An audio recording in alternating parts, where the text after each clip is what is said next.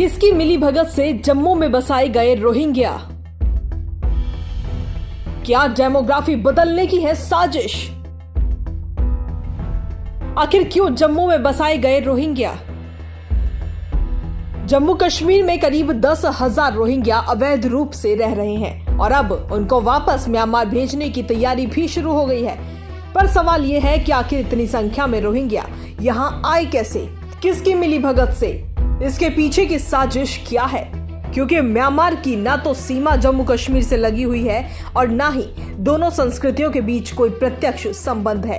फिर भी प्रदेश में रोहिंग्या मुस्लिमों की संख्या इतनी कैसे हुई? हजारों की तादाद में रोहिंग्या मुस्लिमों का यहां पहुंचकर बस जाना किसी साजिश का हिस्सा प्रतीत होता है। असल में इससे पहले भी देश में एक खास मजहब के कट्टर लोगों द्वारा डेमोग्राफी बदलने यानी कि जनसंख्या में दबदबा बढ़ाने की साजिश की बात होती रही है। एक निजी अखबार की खबर के अनुसार इस साजिश में राजनीतिक लोगों के साथ साथ कई एनजीओ भी शामिल हैं। सुरक्षा एजेंसियों की नाक के नीचे इतना सब कुछ अंजाम दिया गया। बांग्लादेश के रास्ते रोहिंग्या मुस्लिमों की खेप कोलकाता पहुंचती रही है, जबकि अरुणाचल प्रदेश, मणिपुर, मिजोरम और नागालैंड की सीमाएं सीधे म्यांमार से लगती हैं। पता चला है कि उन्हें मालदा लाकर वहां से जम्मू भेजा जा रहा था। दिल्ली से कैसे जुड़े साजिश के तार? रोहिंग्या मुस्लिमों को कौन पहुंचा रहा जम्मू? इन सब चीजों के तार दिल्ली से भी जुड़ते हैं, जहां संयुक्त राष्ट्र से संबद्ध संस्था द्वारा इन रोहिंग्या मुस्लिमों का पंजीकरण किया जाता है। ये संस्थाएं शरणार्थियों की मदद के नाम पर दिल्ली से लेकर कोलकाता तक सक्रिय रहती हैं। इन तत्वों द्वारा रोहिंग्या मुस्लिमों को विश्वास दिलाया जाता है कि जम्मू कश्मीर एक मुस्लिम बहुल इलाका है, जहां उन्हें कोई दिक्कत नहीं आएगी, वहां उन्हें इस्लाम प्रैक्टिस करने से कोई नहीं रोकेगा। ये एनजीओ और इस्लामी संस्थाएं रोहिंग्या मुस्लिमों को जम्मू पहुंचाती थीं और उनकी यात्रा से लेकर रहने और खाने पीने तक की व्यवस्था का पूरा जिम्मा उठाती थीं। जम्मू, सांबा और बाड़ी ब्राह्मणा में इनके लोग पहले से मौजूद रहते थे, जो मस्जिदों और मदरसों में इनके रहने का बंदोबस्त करते थे। फिर उन्हें झुग्गियों में बसा दिया जाता था। खास बात यह है कि उन्हें उन्हीं क्षेत्रों में बसाया जा रहा था जहां मुस्लिमों की जनसंख्या कम है।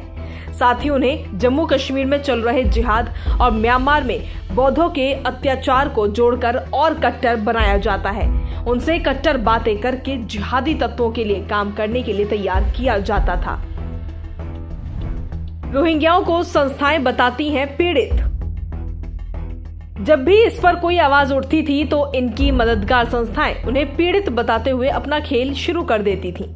National conference, people's democratic party, Awami Ittehad party और कांग्रेस ने रोहिंग्या मुस्लिमों को अपने वोट बैंक के रूप में इस्तेमाल किया। भले ही उन्हें वोट का अधिकार ना हो, लेकिन उन्हें संरक्षण देकर मुस्लिम समाज को खुश किया जाता था और उनके खिलाफ कार्रवाई ना करके तुष्टीकरण की राजनीति की जाती थी।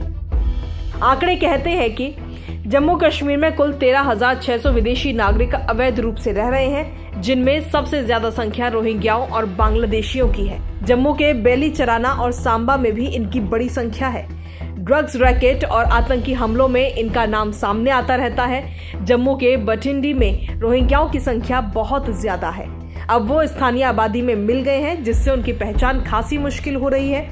हाल ही में जम्मू कश्मीर में 155 ऐसे रोहिंग्या मिले थे जो म्यांमार में अपनी सजा से बचकर यहाँ रह रहे थे। उन सभी को होल्डिंग सेंटर भेज दिया गया है। फिलहाल संसद में रोहिंग्याओं को हटाने का फैसला किया जा चुका है। सरकार सैद्धांतिक तौर पर इन्हें वापस भेजने का फैसला कर चुकी है। व्यवहारिक दिक्कतों को ध्यान में रखते हुए आवश्यक कार्रवाई की जा रही है, जिसके बाद जम्मू कश्मीर में अवैध रूप से रह रहे रोहिंग्याओं को वापस भेजा जाएगा। Bureau report, Punjab Kesari.